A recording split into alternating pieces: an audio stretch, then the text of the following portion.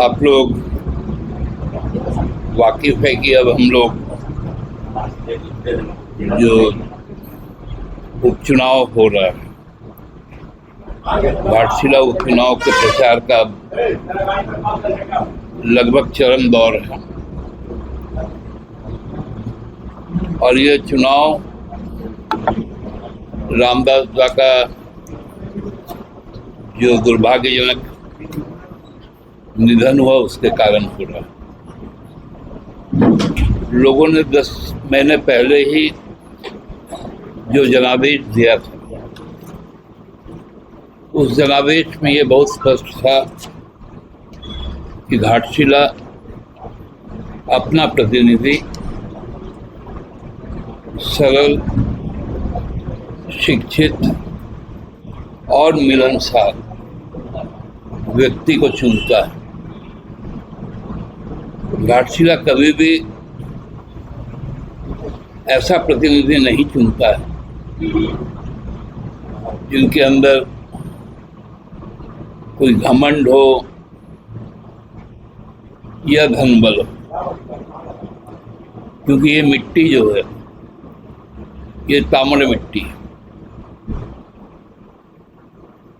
ये जितना ठोस है उतना ही इसकी चमक भी। इस मिट्टी के साथ भाजपा ने बहुत बड़ा खिलवाड़ किया। हिंदुस्तान कॉपर लिमिटेड, जिसका प्लांट यहाँ पर घाटशिला में मऊ भंडार में, एक साजिश के तहत इसको बंद कर दिया गया। केवल इसको नहीं बंद किया, उसके पहले जितने माइंस थे उन माइंस को भी बंद कर दिया, कॉपर माइंस को। हेमंत बाबू ने जब 19 में जब सरकार बनाई,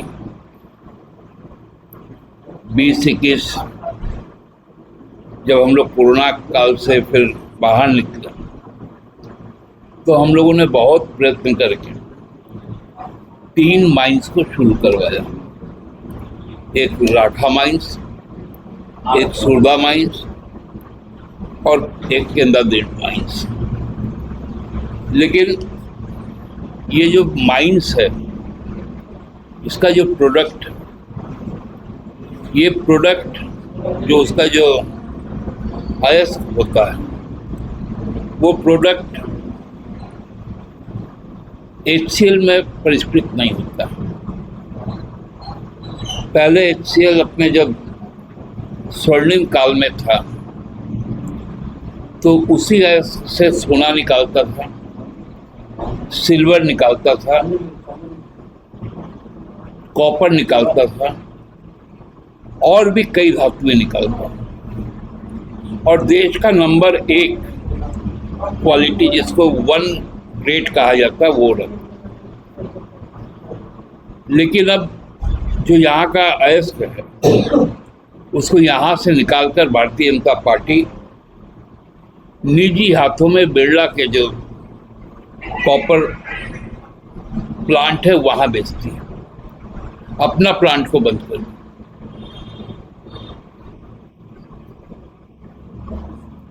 और ये ऐसा समस्या है यहाँ के, जो जीविका के साथ जुड़ा हुआ था। आज आप जाके देखिए, मरघट जैसा मऊ भंडार हो गया, जो कभी गुलजार हुआ करता था आज से 10, 11, 12 साल पहले। वैसे स्थिति में कभी भी भाजपा यह नहीं चाहती थी कि यहाँ के लोग, क्योंकि मूलतः यहाँ पर आदिवासी और मूलवासी ही निवास करते हैं, उनका कल्याण हो, उनका तरक्की हो, उनके अंदर में खुशहाली और समृद्धि आए। और इसी के खिलाफ हम लोगों का लंबा लड़ाई रहा और बार बार घाटशिला के लोगों ने हम लोगों को आशीर्वाद भी दिया। इस बार का भी लड़ाई उसी मुद्दे को लेकर है। और ये लड़ाई हम लोग कब लड़ रहे हैं? जब हम लोगों ने एक साथ पहले गुरुजी को खोया और उसको कुछ ही दिनों के बाद रामदास को किया। यह उपचुनाव उनके दोनों के प्रति श्रद्धांजलि है, और खासकर आदिवासी और मूलवासी जो उनके संघर्ष, उनके पहचान और उनके सम्मान की लड़ाई। भारतीय जनता पार्टी आज हतोत्साहित है। पार्टी के अंदर आपस में ही विवाद है।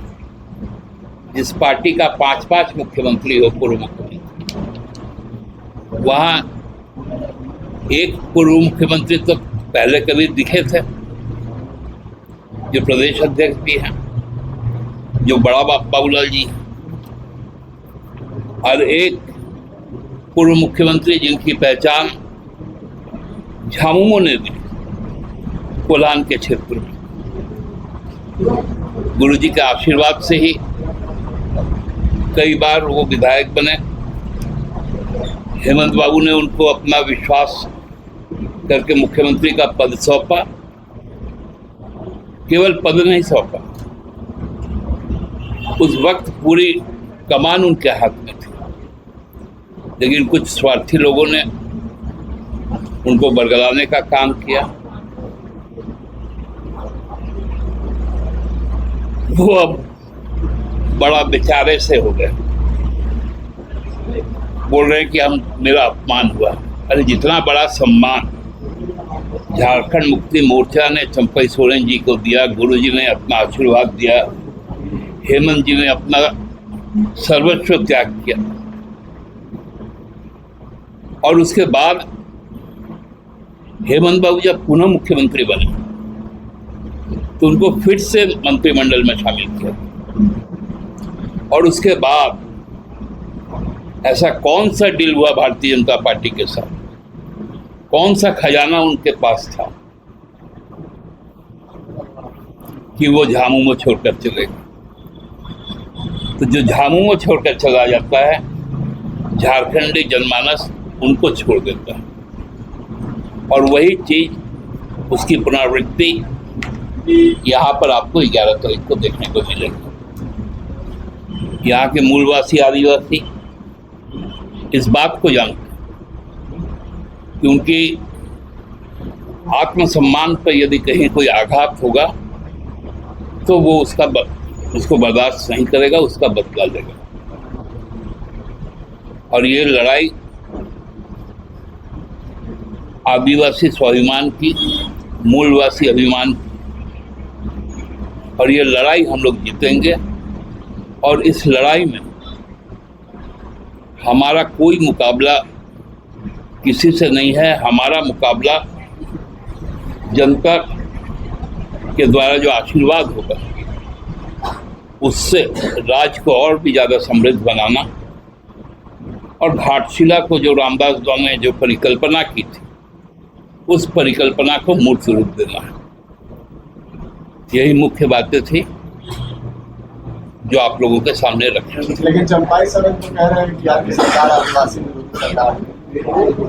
यदि आदिवासी विरोधी हमारी सरकार होती तो चंपईदा कदापि मुख्यमंत्री नहीं बनते। इतना बड़ा मतलब भ्रामक बात वही कर सकता है जो आदिवासी कभी इतना भ्रामक बात नहीं कर सकता। वो तो सीधा बात करता है।